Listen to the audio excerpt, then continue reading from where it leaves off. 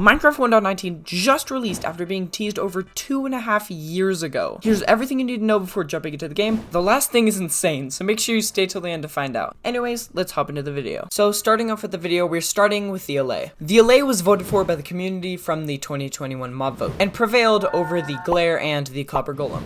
So we're gonna start off with its function. When you give an allay an item, it'll go and find it on the floor and bring it back to you. But be careful, because it can only hold one stack of items. When they are holding a block, they're immune to damage by the owner. After they have acquired the desired blocks, they will bring them back to the owner. But if you play a note on the note block, the allay will drop the blocks at the note block instead of you. They will keep dropping blocks at the note block for 30 seconds. And there's a 3-second timer in which the allay can go grab some more items. They have 20 HP or 10 hearts, the same as the player, and have a natural health regeneration of 2 hearts a second. Now, speaking of mobs that give you items, now we're moving on to the frogs. When the smallest variant of a magma cube gets near a frog, the frog will eat it and it'll become a froglite. The same thing goes for slimes, but except for dropping froglites, they drop slime balls. What froglite they drop depends on their variant. You can find all these different variants from different biomes and temperatures. The most common one is temperate, which the color is orange. You can find these in rivers, beaches, taigas, a bunch of places. The next variant frog we're going to be looking at is cold. The color of the frog is green, and it's mainly found in colder areas, like frozen rivers, snowy beaches, ice spikes, all those cold areas.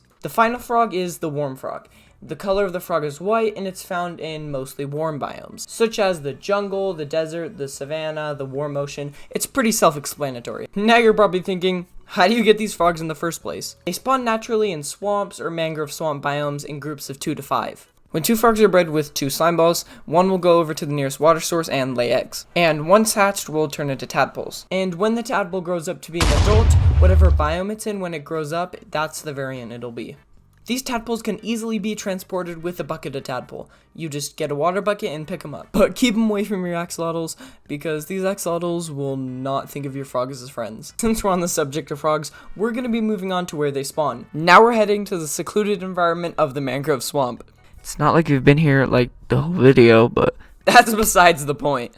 Frogs just naturally spawn all around the jungle. They're everywhere. Mud was a new block that was added that can be found all around the Mangrove Swamp. Or it can be made by the player when you use a water bottle on dirt, coarse dirt, or rooted dirt. When you combine 1 mud block with a piece of wheat, you get packed mud. And with 4 packed mud, you can make mud bricks. These can be crafted into slabs, stairs, or walls. Also, we have a new type of overworld wood. There hasn't been one since acacia and dark oak since 2013. It makes everything you can make with normal types of wood: stairs, fences, doors, all that type of stuff. Mangrove boats come with the introduction of chest boats. The community have been asking for this for a while now. It's kind of like a shulker box, but a boat. Mangrove propagules will grow from trees and hang from the trees. Now, what are these things, you may ask? Well, a propagule is basically just a sapling. But what's different to other saplings is that you can actually plant them in water. And when grown, will of course grow a mangrove tree. Now let's head below, where it's a lot deeper and a lot darker. We're going to the deep dark. Starting, we are going to look at the biome. The 3 main blocks of the deep dark biome are Skulk, Skulk Catalyst, and Skulk Shrieker. Skulk generates all around the deep dark biome like all the other blocks. When the Skulk block is broken, it drops experience. Let's look at the Skulk Catalyst. When a mob dies near a Skulk Catalyst, it'll spread Skulk blocks. It can also spread Skulk Sensors and Skulk Shriekers. Now let's look at the Skulk Shrieker. It is activated when a Skulk Sensor senses you. These Skulk Sensors sense sound, so a good way to get around is wool. When these Skulk Shriekers are set off, they will call for a Warden. If there's no Warden in a 48 block radius, it'll just summon the Warden itself, practically just killing you.